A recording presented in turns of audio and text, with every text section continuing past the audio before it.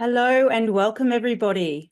I think we might get started, and any last minute joiners can join in and join the conversation with us today. Firstly, thank you so much for joining this session. We're very excited to be able to share this session with you. And I will just start by doing a couple of housekeeping, just letting you know that firstly, this session will be recorded, and if you would like to have some captions in another language, there is a translate or there is a caption, show caption button at the bottom of your screen on Zoom, and you will be able to select the language of your choice. There is also a Q&A button. So if you do have any questions throughout the session, then please type them into the Q&A button. And at the end, when we have a Q&A, we can start to answer some of those questions. The other thing just to remind you of is that there are some other sessions being planned next week, and then just before the end of term break or end of year break. And those sessions are for grade 10 and then grades 11 and 12, the IB program. If you do happen to have a student who is looking to join Uwcsea in grade 10 next year, that's August 2025, I do encourage you to register for the grade 10 webinar as well, because there is some important information that you will need to understand around the grade 10 offering for next year's intake only. Now, you've all been invited to this session today because you have shown an interest, either you've applied for or you're thinking about applying for your child to join Uwcsea in grade 9 next year. And this session is really just a bit of a deep dive into the curriculum offering. It's not the overarching broader Uwcsea program. You should have already had some information around that. Maybe you've attended a previous session or you've done some research online, which is terrific.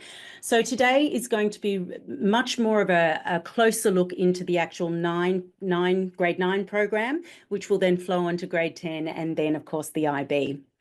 I am Lucy. I am the head of marketing and communications here at the college.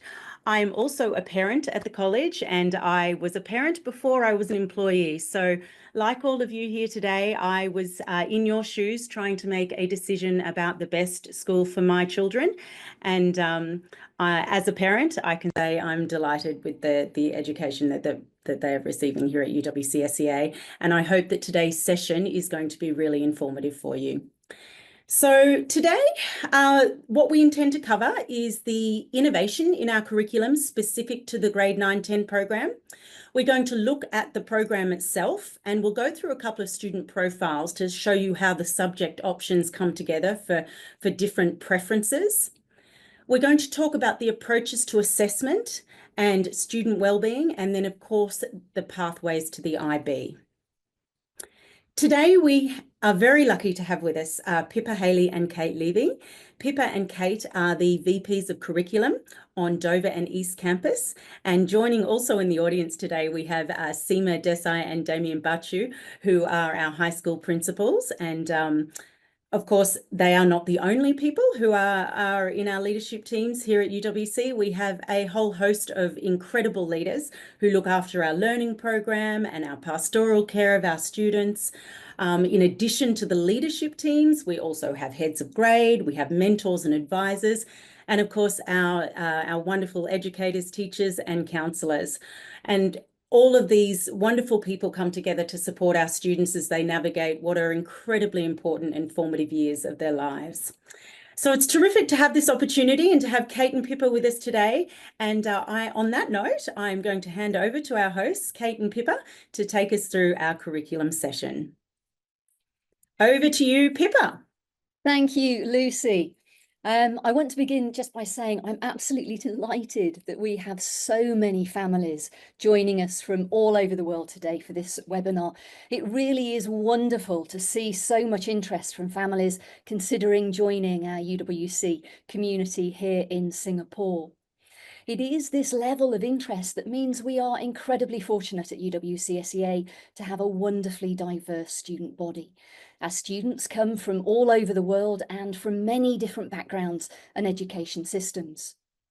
Of course, fundamental to who we are as a UWC is providing a learning programme that aligns with our mission and values and allows us to deliver a truly concept-based curriculum, one which we know can respond to and meet the needs of our diverse student community.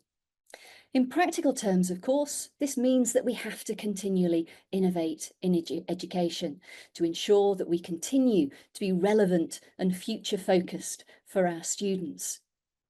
In fact, we've been innovating in education for a long time now, since 1977. A lot has changed in the global educational landscape over the years, and it continues to change. As a college committed to educational excellence, we need to change with it in order to best prepare our students for the future world of work. So what does learning look like at Uwcsea? I think if you were to ask any teacher that question, they would say these three things, of course, amongst others. Firstly, that our learning should deliver mission-aligned courses that allow us to live our UWC values. Courses that develop our mission competencies, and courses that support the needs of our diverse student body. We also want to ensure that that learning is based on concept-based curricula that is deliberately designed to encourage a deep understanding of concepts through inquiry. We want our students to be able to apply and transfer their understanding to real life and relevant situations. We want to foster collaboration, problem solving, and critical thinking. These are all fabulous skills that we want our students to develop and be confident in when they leave us. And finally, of course, it is essential that our learning programme should prepare students for their studies in grades 11 and 12. Whether it is the full IB diploma programme, which it is for over 330 students every year, or IB courses, which amply fulfil the needs of some of our students. So with these three elements in mind, let's take a brief look at our innovation journey in grades 9 and 10. To understand our innovation journey in education, it's important to understand the history of the GCSE and the IGCSEs. So let's spend just a few brief minutes on this now. If there are any of you joining us today who happen to have been in the UK secondary school or high school in the 1980s, then this generic 80s high school photo might feel very nostalgic. It certainly does for me. The GCSE was introduced back in the UK in 1986 as a way of standardising secondary education for 16-year-olds across the UK. The IGCSE, or International GCSE, was introduced 2 years later in 1988. Its job at that time was to provide an internationally recognised qualification for British students in secondary schools overseas. The curriculum was designed to offer a broad and balanced education across core subjects, such as English, mathematics and science, along with humanities, languages and the arts. The idea was that students acquire knowledge and skills in these subjects, which then prepared them for either further study, A-levels for example, or for entering the workforce, which some students did at the age of 16, or to pursue work or an apprenticeship, for example. So it has a long history. Our students certainly did well in the IGCSEs, and our current grade 9 and 10 students who are in the final cohorts of IGCSEs at Uwcsea, I'm sure will also do well. However, the reality is that the old-style GCSE examination model presents us with a few challenges.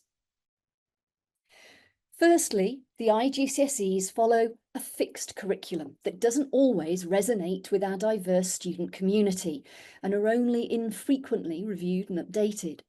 This fixed content doesn't allow us to really explore current world events and contexts that our students may find more engaging and relevant. They're simply not flexible in that way. The IGCSEs are largely written to prepare students for A-levels within the UK. They haven't been developed to be conceptual or promote transfer between disciplines. In fact, the rigid disciplinary focus of the IGCSEs makes it harder to incorporate interdisciplinary work and building cross-course connections. And in preparation for the IB, we also see some significant challenges. The IB diploma itself is, and has been for some time, moving to a much more conceptual approach in its courses, and we really need to prepare our students for this. The IGCSE exams also don't always reflect the breadth of assessment that we need to prepare students for. And of course, there is one more very important factor as we look to the future, and that's the future of GCSEs themselves. There's a growing debate, not only within the UK, but globally, about the future relevance of GCSEs.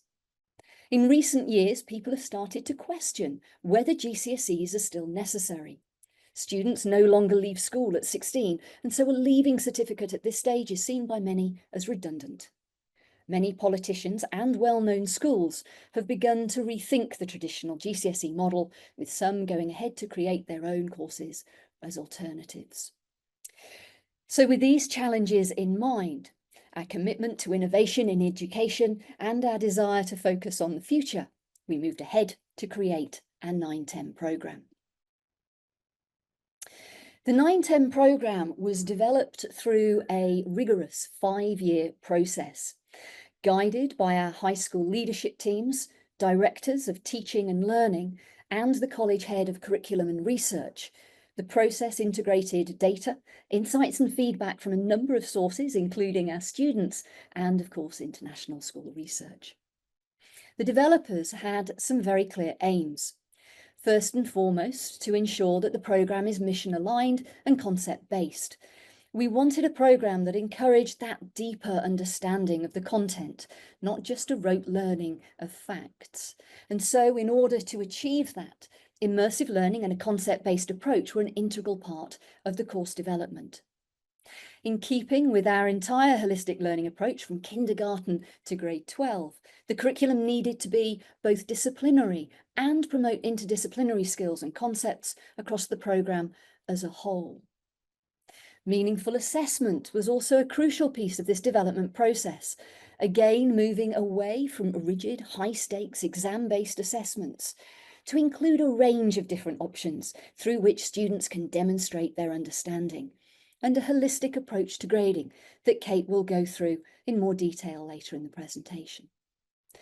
All of these ultimately lead to two further and very important aims of the programme: to support student agency and students' feelings of well-being and belonging. Delivering on these aims is fundamental to the success of the programme. These aims translate into some very clear benefits for our students. The programme is more mission aligned than ever before and has been modelled on our overarching holistic learning programme. There's flexibility and choice for students to shape their high school experience and explore subjects that they're interested in. More real-world, hands-on learning experiences where they can connect what they learn in class to the world around them in practical and tangible ways. And it makes learning just much more relevant and fun as well.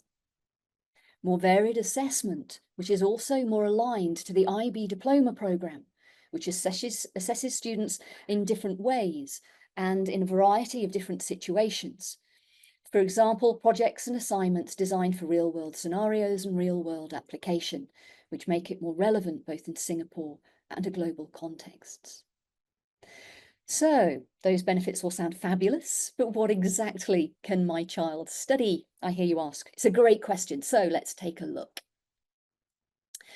The design of the 9-10 learning programme, as you can see here, has exactly the same focus on all 5 elements as our overarching holistic curriculum throughout the college: academics, activities, outdoor educational, personal and social education, and service. Within this programme, there are 2 core elements, and you can see them here in the inner orange circle. They are Uwcsea perspectives and wellbeing and physical education, or PE. Moving out a circle, we have the subject domains, shown here in the grey ring, and there are 6 of these. These are English, mathematics, science and technology, humanities, art and design, and an additional language. The holistic education programme is finally wrapped up in the programme aims that we've already talked about: mission-aligned design, immersive learning experiences, and of course, student agency. Okay, so Now you know the structure, what could your child's learning programme look like in practical terms? Students joining in grade 9 will follow 10 one-year courses.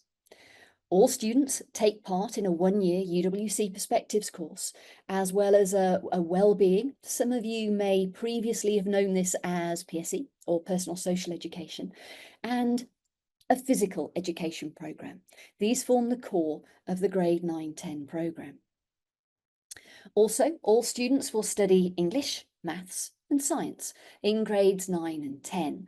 And yes, our English courses cover both English language and English literature. Following this, their choices are guided to include another language, a humanities subject, and an arts or design subject, which will leave them with 2 additional choices in grade 9, which can come from any of the previous subject domain areas. The curriculum is deliberately structured in this way to ensure that the students have a foundation in all of the subject groups necessary for the IB diploma. Kate will talk a little bit more about this later. All courses have been specifically designed to be one-year courses. What this means is that if students want to change some of their subject choices in grade 10, they can. This, of course, comes back to our programme aim of giving students much greater choice, flexibility and agency. Of course, we also know and hope that many students will be enjoying their courses in grade 9 so much that they'll happily continue them through to grade 10. The courses have different content and are accessible to any student. Before we look at some of the potential student course options, I just wanted to touch briefly on the UWC Perspectives course, as this is one of the compulsory core courses for all students, existing or new, and it's unique to Uwcsea. Essentially, it's a one-year course which addresses what it means to be a UWC student and enact the mission. It's grounded in our mission competencies, which you can see here: interpersonal and intercultural understanding, peace building, sustainable development, self and community well-being, and essential literacies. When we talk about developing essential literacies, we include critical thinking skills here and crucial digital literacy skills that students will need to navigate the IB diploma core curriculum, which includes the IB's theory of knowledge and the extended essay.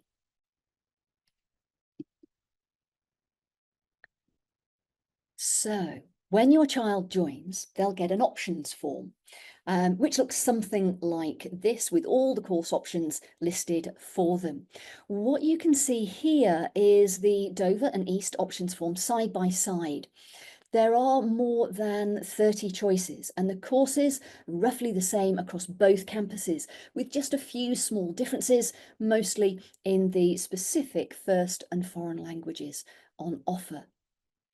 The options form clearly indicates if the language is offered as a first, a second, or a foreign language. And foreign languages on both campuses are continuation courses. East, however, does have some beginner classes that are offered where there is sufficient demand from their student body, and so that's one of the small differences that you may wish to be aware of. You'll also see that we have plus courses in English, maths and science. Now, these courses are specifically designed to allow students with a real passion for these subjects to choose to study them in more depth.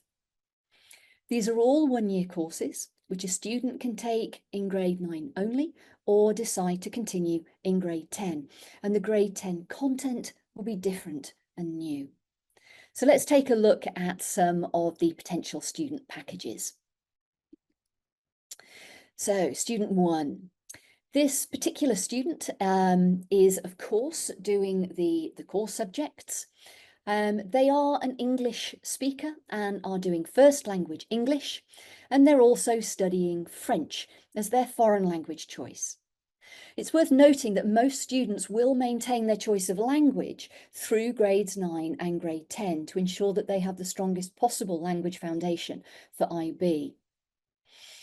All students As all students must, they're studying mathematics, but this student is clearly very interested in maths because they've also chosen to do the Maths Plus course as one of their free choices.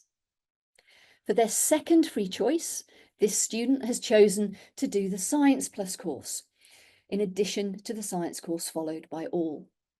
Please note that all our science courses in grade 9 are coordinated science courses, meaning that they cover elements of all three of the experimental sciences, biology, chemistry, and physics.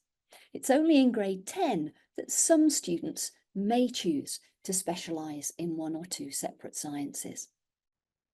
In humanities, you can see that they've decided to do geography, and for their arts and design choice, they've chosen music. You can also see here that in grade 10, they are continuing with their Maths and Science Plus courses, but because they've already done UWC Perspectives in grade 9, they now have another free choice for grade 10. And in this instance, they've decided to add in computer science. Interestingly, they have changed their humanities option in grade 10 to history and their art and design option to film. So this student is really getting a broad exposure to a number of courses before they have to make final subject choice decisions for grade 11 and the IB. To show another example, this student is another first language English speaker and is studying Spanish as their chosen foreign language in grades 9 and 10. However, this student clearly has a passion for the arts. Whilst they've selected economics as their humanities, they've added dance and visual arts as their free choices to their drama selection. They're clearly loving all of their choices because they're continuing with the same course options in grade 10. Our final student is a student for whom English is an additional language. As this student's confidence in English is still developing, they've been directed to select EAL as one of their free choices. This is to support the development of their academic English and so support them in all their subjects. Whilst this student has indicated English as an additional language for both grade 9 and grade 10, it may well be that should their language proficiency have developed sufficiently that won't be necessary in grade 10 and they'll gain back a free choice at that time. I do hope that these examples give you enough of a flavour of the range of student interests and profiles that we see and how your child might structure their course options. Of course, the possible combinations are endless. Given students' choice and flexibility in course selection in grades 9 and 10 is really important to us, and we structure our timetable to enable as many combinations as possible. There are many choices for students, and we will be encouraging parents to go to the high school subject selection websites and take a look at the courses on offer. The websites are currently being updated for each campus, but we will be ready very soon. This is where you'll find more detailed information about the courses on offer. There are some small differences to be aware of, most specifically to language choices, so please do take a careful look. Regardless of which campus your child attends, the 9-10 programme offers a lot of variety and choice and keeps all their options open for the IB choices ahead. Now I'm going to hand over to Kate to delve into our approach to assessment. Kate, over to you. Thanks, Pippa. Hey, everybody. I'll be starting off by talking through assessment at Uwcsea and about our aim to provide meaningful assessment that's developmentally appropriate and directly connected to the learning goals of units and courses, and which of course is supportive of student agency wherever possible. And so assessment takes a variety of forms here, from presentations and essays to projects and examinations. And we want to prepare students for the kind of assessment experiences that they'll undertake in the IB. And that is very much about conceptual understanding rather than rote learning and regurgitation of knowledge. As an English literature and language teacher, for example, I know that the IB exam questions are conceptually challenging. They ask critically comparative and evaluative questions about craft, context, conventions, even the purposes of literature more broadly. So it's not enough for our students to memorise and repeat some character and theme quotations from each of their texts. They also need to understand that a persuasive interpretation relies on their ability to choose and use examples in a discerning and agile manner so that they can transfer their knowledge of the text and their essay skills to any question that they get. So the English course of the 9-10 programme, like all of our courses, begins to equip students with the knowledge, skills and conceptual understanding required for this type of challenge, as reflected in our written 9-10 curriculum. So here's an example from our 9-10 maths curriculum. In this case, the conceptual understanding is about the relationship between probability modelling and future behaviours. To develop this understanding, students need to attain and practice a specific set of mathematical knowledge and skills as detailed below. By understanding why they're learning it, beyond a specific maths task or question, they'll be able to transfer what they know and what they can do to less familiar and new situations. And it's this intellectual agility that we wish to develop in our students. So how do we assess then? We know that report grades are important to both students and parents because they're reflected in students' high school transcripts. But the focus in high school is very much on feedback rather than grades. What have I learned from this? Not just what did I get? And therefore on the learning process through the course. If we get this right as educators, then students are much more likely to achieve the grades that they're working towards. We've moved away from the traditional model of a final exam is 70 to 100% of the final grade, to a model which uses cumulative grading based on a full range of assessment tasks and assessment opportunities built up over the course. Teachers provide students with clear, task-specific assessment criteria and, where appropriate, will offer different ways for a student to demonstrate their understanding, knowledge or skills. This is an important example of how we support well-being by allowing for learning differences and preferences, and we acknowledge the fact that demonstrating understanding of a course can be done in many different and creative ways. And of course, exams are important for their IB preparation too. We have an internal assessment week at the end of both grade 9 and grade 10 to give students practice in exam conditions and to help them develop what the IB calls exam wiseness, which is essentially about providing students with the experiences and skills that they need to sit exams successfully. The outcomes of these exams are therefore one data point for assessing your child's learning progress, and this contributes to their holistic attainment. So what do we mean by holistic attainment and by a single holistic attainment level from 7 to 1?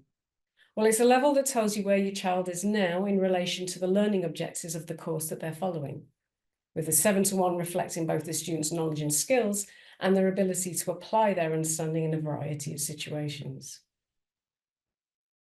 And when we say they're holistic grades, we mean they encompass all of the evidence that teachers have available to them, including a range of different assessments in a variety of forms. As teachers, we gather more and more evidence over time to build a sharper picture of what a student has learned and where they're at on our holistic attainment scale. So whilst logically, some assessment tasks will carry more weight than others, for example, an extended project over several weeks will present more evidence of learning than a standalone essay or test. Holistic attainment is a much fuller and complete evaluation of a student's learning. We evaluate the recency of the evidence. As we look back over our mark books for the year, we ask, what does a student know and understand now that they didn't earlier in the year?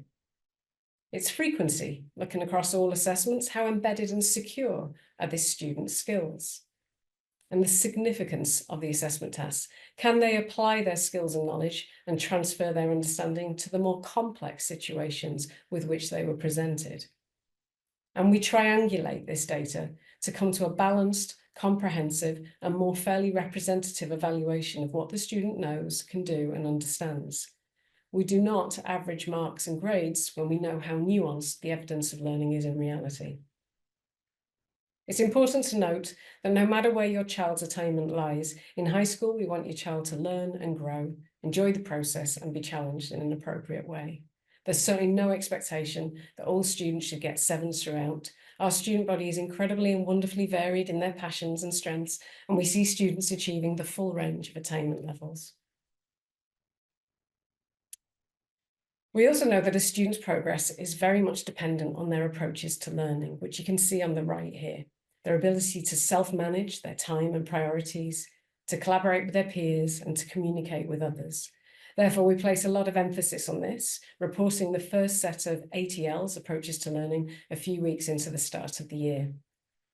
We then report on ATLs plus the holistic attainment level mid-year and at the end of the year, with parent, student, teacher conferences taking place twice a year in between to ensure that you have frequent insights to your child's progress as a learner. And this reporting model applies to all grades in high school 9 through 12. So at the end of their time at Uwcsea, whether after graduation or earlier, should you have to move as a family, your child would receive a high school transcript that shows their attainment levels for grades 9, 10 and 11 based on our Uwcsea 7-to-1 attainment scale. As has always been the case, our 9-10 assessment model directly informs the Uwcsea high school diploma and related transcripts which your child would need for university entrance. So what do our students say about the 9-10 programme? Well, we regularly get feedback through surveys, lesson observations, learning walks. It's important to ensure that our courses meet the needs of our students. And of course, we can be much more responsive to this feedback with a bespoke programme. As you can see, some very clear themes are coming through here around student agency, choice, and well-being. Our students are enjoying the learning engagements and the intellectual challenges of their courses. We've gone through a great deal of content about the 9-10 programme so far today. We've looked at the innovation in our curriculum and the pathway to the 9-10 course, the incredible options that your children have to be able to choose courses which appeal to them whilst ensuring the breadth of learning across disciplines, and the rigour of the programme, both in terms of the precision, the careful intentionality of its design, and the intellectual challenges it gives our students, and the depth of learning that we want our students to enjoy. So how do we evaluate what we're doing? Well, our systems for curriculum review and evaluation are layered and rigorous too. Externally, Uwcsea's learning programme is evaluated and accredited by CIS and WASC, who ensure that our curriculum meets the highest international standards. We also use external assessment data like ISA, ALICE and IBDP results to understand the performance of Uwcsea students in the context of international trends. Internally, our ongoing review process incorporates student feedback, lesson observation, performance data analysis and global trends led by our head of curriculum and research and the high school leadership teams. All of our Uwcsea K-12 courses follow an established 5-year review cycle, while the IB itself follows a 7-year cycle for diploma courses. So as you can see, we are committed to developing students holistically and ensuring that they're future ready, and this includes IB readiness. As I hope has come across, preparing our students thoroughly for the IB in grades 11 and 12 is a key priority. The IBDP is a rigorous programme, internationally recognised, and it's a qualification which is highly regarded by all universities. Many of you may already be aware of the close ties that Uwcsea has developed over the years with the IBO. In fact, around 25% of our high school teachers are exam markers, principal markers, and workshop leaders for IB subjects. We have several colleagues who are involved in school evaluation, that means evaluating other schools' IB provision, textbook writing, and curriculum review and design work for IB courses including maths, English, history, global politics, theory of knowledge, the extended essay and dance. And we're often asked by the IB to partner with them in new initiatives, more recently piloting an open book exam approach and developing what is now the IB Theatre Guide, and really excitingly creating our Systems Transformation IB course. Our students have even produced the IB's support materials in music and dance. And if you're unfamiliar with the structure of the International Baccalaureate Diploma, it's shown here on the right, and you'll see that it has been a key factor in the structure of the 9-10 programme, ensuring that students are prepared to access all 6 IB groups as required for the full diploma. And our results speak for themselves, including over 25 years of excellent results for the thousands of students who studied our UWC Grade 10 Foundation IB programme prior to the IB. We don't aggressively promote our results. It's not in keeping with our values, to be perfectly honest. We celebrate the student who worked extremely hard to get a 25 in the same way we would celebrate a student who receives a 45. We're not selective when it comes to which students can do the IB. And this means that any student can choose to do the IB. We don't limit it just to the smart kids to drive up results and perception. And some of our students choose not to do the full IB diploma, but to do IB courses. That means choosing a few of the 6 courses that they know will work for them. But we recognise that parents are interested in the IB scores and university placements, and you can find very detailed information on our website. Suffice to say, our students achieve consistently excellent results, and they attend the top universities in the world. Our class of 2024, for example, have enrolled at the colleges on the right across 25 different countries. And you can see here their fields of study. We have an incredible university advising team on both campuses who begin working with students from grade 9 to help them start to think about their passions and potential pathways. We hold careers fairs, and there are plenty of opportunities for real-world experience along the way through our internships program. In fact, one of the ways we strengthen our connection with Singapore is through a unique offering for high school students, and that's our careers program. By harnessing the power of our community, our alumni, our parents, our partners in a range of different industries, we give our students access to a variety of real-world learning opportunities. And this includes company visits, for example, to Asian Development Bank and Google, and a mentoring program by professionals in a range of fields. Our careers fair are attended by over 50 professions, and we offer even more internship opportunities. So we just want to finish by saying that the journey through high school is an incredibly important one, and student well-being and building a culture of care and belonging is a key focus at Uwcsea. As the saying goes, it takes a village to raise a child, and you can see here the support structures, the many, many people surrounding our students from K1 to grade 12 to ensure that they have everything they need to thrive. This includes the mentor or advisor who meets with their students each morning, delivering the school's carefully designed personal and social education curriculum, monitoring their students' progress and well-being, supporting their approaches to learning, and coaching them through reflection and goal setting, challenges and decision-making. Over the 2 years of 9 and 10, the mentor classes have fun together, learn together, and build strong personal relationships.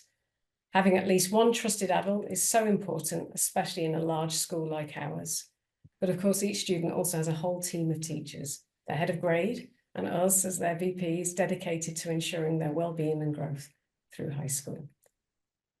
So for those of you who are joining us in August 2025, we can't wait to welcome you. For those of you who are still thinking about what choice to make, we hope this session has helped to give you the information you need to make the right decision for your child. And right now I'm going to hand back to Lucy for our Q&A. Thank you so much, Kate, and thank you everybody for bearing with me. I had a few driving issues there. Thankfully, I'm a lot better on the roads than I am with driving a presentation online.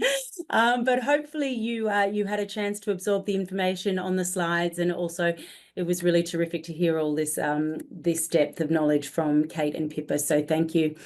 Kate, we've had a few questions come in, and I'm just going to throw to you first, just because you've just spoken around the support mechanisms for all the students that we have, and you mentioned about the advisors for UAC and so on. One of the parents online would like to know a little bit more about how we support our students to make the right choice for them, given that there is such a breadth of subject options available to them. How do students arrive at that choice and the choice that's right for them? And what are, I guess, some of the considerations? You know, should I be choosing a subject just because my friend is in that class, or for example? So over to you to answer that one, please. Yeah, no, they should not be choosing on the basis of their friends. They're going to be scattered through classes with lots of different people who are like-minded in their interests. And I know what you mean. Not every child has a clear passion, but I think certainly the start of this process is reflection on what they've enjoyed so far in their education. And I think the second piece of it is please do the research. We've got lots of helpful information that will be coming your way on our information sites, and that will give a very clear insights into things that might appeal to your child in this selection process. I think the other thing that's good is our program has that kind of safety net built in, which is you're only committed to 1 year.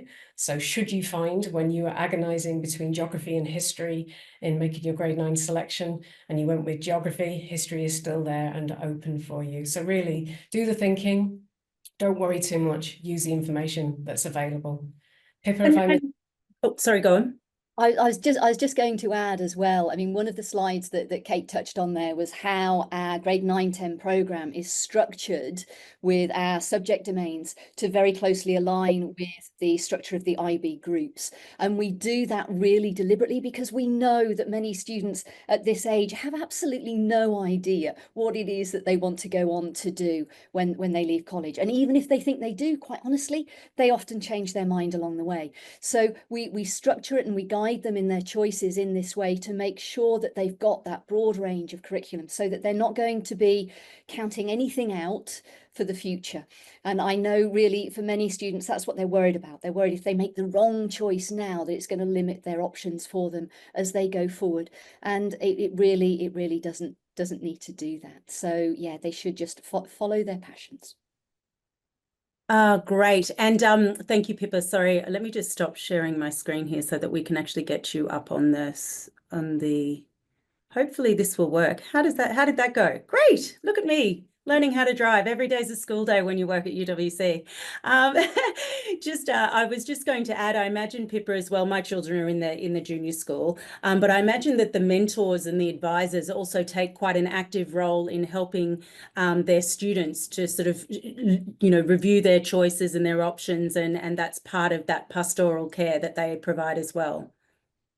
Yes, absolutely. Our mentors for all of our students who come into grade 9, they're all assigned a mentor who will support them and keep an eye on how they're going with their courses and as they're starting. All of our students, whether they are existing ones or new students coming in grade 9 or 10, will go through that options process around about this time of year in grade 9 as they're looking forward to grade 10. And we will be there, Kate will be there, I will be there, their heads of grade will be there, their mentors will be there to give them all that help and guidance. One of the lovely events that we have is opportunities for students to go and talk to existing students who are doing the courses at the moment and see how they're finding them. So yeah, there's an awful lot of help, advice and support around for them. Wonderful. Thank you, Pippa. Whilst I have you, I might throw the next question to you, if that's okay. It's a great question, and we have been asked it before. So this is around the IGCSEs and whether or not universities, UK universities specifically, still require an IGCSE transcript for entry. Would you like to take that one? Absolutely. So the idea of an IGCSE transcript is not something that students need. UK universities, in fact, all global universities, are very well versed in looking at a whole range of information that comes from all sorts of national and international systems and educational backgrounds that provide information on a child's attainment. In some instances, that includes GCSE results, but in an awful lot of situations, it doesn't. And even though they are UK universities are very well versed in taking students from all around the globe. They are fully versed in all of the different education systems, and they're very happy to and ready to interpret whatever information that they get. UK universities students will apply through UCAS, and what they'll need to put in is their IB courses, and their anticipated grades will go into that as well. And that's what universities will be looking at. They'd only expect to see a GCSE grade if a student's done a GCSE, and many students globally don't follow that particular curriculum model, so it's not necessary. What is of more interest to universities are the student statements and the references that they get that describe them more holistically as an individual. So no, the fact that they won't have an IGCSE certificate isn't something that's going to prevent them from getting into UK universities. I'd also like to stress, of course, that before we embarked upon this process, we reached out to many universities to say, this is what we're thinking of doing, and is this going to be a problem for you? And all of them came back with very reassuring messages of course not. We are very well versed in all sorts of different education systems, and we will take the information that you provide to us. We have great relationships with universities, and our UAC team reached out to many UAC admission staff in order to get feedback. So it's in our best interest that our students go on to great universities, and they do, and we're confident that they'll continue to do so. We saw some terrific, a great list earlier on the universities, so that's wonderful. Thank you, Pippa. Kate, I have a question for you around the transition. So if a student, we have many students joining us at all different grades within their schooling journey. So for a student who comes from a system or a school where the final exams are very heavily weighted, and that's what they're used to, how do we support those students to make that transition then to a more holistic approach to assessment? So how do we, who is there to support them, and how do we encourage? And I guess, it also is a well-being question around how we manage their well-being and the trends that we're seeing around examination styles. I mean, we'll have teachers there delivering exciting content that I hope would discourage any student from just looking forward to one exam at the end. So we'll be giving them lots of different options in how they want to be assessed, the ways they want to demonstrate their knowledge and understanding, and the test at the end of the year will be one piece of that. But the reason we would never settle for that, of course, is that we want to discourage a focus on one or 2 hours on one day approach.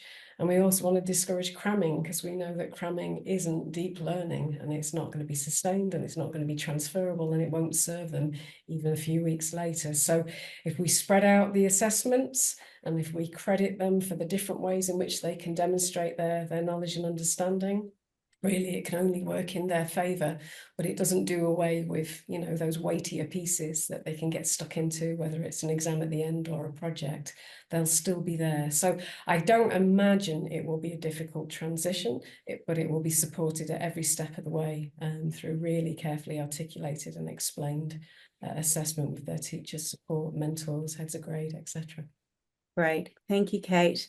Pippa, I am going to come to you for a language question, please, because I think this is where we have some of the slight differences between Dover and East, which our parents can be aware of. So the question is, if a student wants to explore a third language or a second foreign language, is it possible? And are there beginner languages on Dover campus? Okay, so to take that in two parts, first of all, can a student take two languages other than English on Dover? And in fact, on both campuses, yes, they can. We have a number of students who come from the Swiss stream or the German stream who will take German first language and French foreign language. That's very common. We've got a lot of very talented linguists on both campuses, and many students who take bilingual diplomas ultimately. So yes, there's a broad range of language options, and they can take two languages other than English. The question around beginner courses on Dover, the answer is at Dover we've never quite needed to put those in for our student body. Most of our students will continue with the language coming through. However, I know on East they have had that demand from their student body, and they have offered those on the options form. However, I would say where a family joins us who's unable to join one of our language courses that are on offer, we will reach out to that family and discuss other options. It's not ultimately an issue for them, because when they come through to the IB diploma, if they want to take the full diploma, even if they have no existing background in a language, they can take a language ab initio. Ab initio simply means without having studied the language before. And that's what many students who come to us with sometimes no other language or a language that we don't currently offer, then they will pick that up at IB. That's great. Okay, we have, I might also just, we've got quite a few questions here around, sorry, I'm just looking at the questions that have come in. Just bear with me, folks. We've answered quite a few. I'm going to pose a question to you around the, Pippa, whilst I have you on camera, around the enrichment courses, so the plus courses. We spoke about those earlier, plus maths, plus English, and so on. So can you just tell us, are these enrichment courses the same as receiving extra tuition, for example, in English or maths or science? No, they're not. What's been described in the question as an enrichment course, I'm assuming we're referring to the Maths Plus, the English Plus, and the Science Plus. And these are really deep dive courses for students that have a real passion for these particular subjects. They're not the same as tuition that some students who are feeling insecure in their learning of those areas might seek. Not that we wish them to do that, but it isn't seen as tuition specifically. Certainly with English Plus, it is not a course for a student who might be looking for some additional support with their academic English.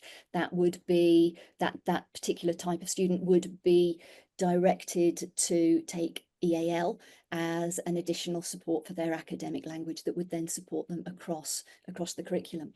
The Science Plus course is a deep dive that many of our students will take and keeps their options open for any of the experimental sciences at the IB, at standard or at higher level. And the Maths Plus course, again, it's for those kids that really love maths and want to spend more of their time there. One thing I do want to add on the Maths Plus course, though, a question we often get asked is, do they have to do Maths Plus in order to access higher level maths in the IB? And they don't. The IB does publish its expected prior learnings for both the higher and the standard level courses, and all of those are covered in the maths course. That is the expectation of all students. Students don't need to do Maths Plus in order to access that higher level maths course. Terrific. Thank you, Pippa.